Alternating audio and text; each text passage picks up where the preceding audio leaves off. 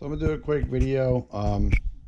So what I did was I was buying winter patties and regular pollen patties all assembled, and they're pretty expensive. So what I did was I got a 50-pound bucket of Pro Winter Patties, or 50 pounds. Got this off of Man Lake. You can see it's got a little bit of protein in it, but very little. And then what you do is you lay out some parchment paper.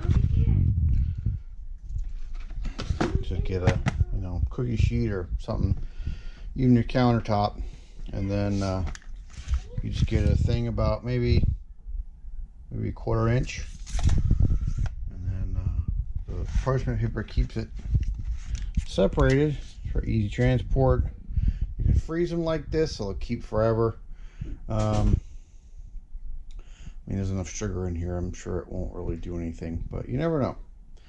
So and then you just take your knife, and I just cut them into, I just do the knife twice, so just like this and then this, and I'll cut it right here, so you get nice even. And then I'll probably cut these in half again, maybe just kind of here, and then also nice strips. I'll do that in the field with the hive tool. So that's it. I'll show you how to put them on. I mean, I've done this before.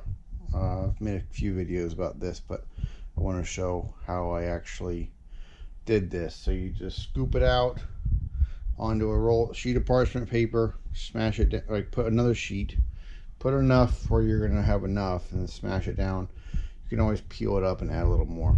But so there you go. This is how you feed during the winter. At least this is how I feed. I don't open feed. Top feeders are okay, but sometimes they get into their clusters and they don't want to come out. So if this is right on top of them, then they'll be able to eat. All right, thanks for watching. Like and subscribe.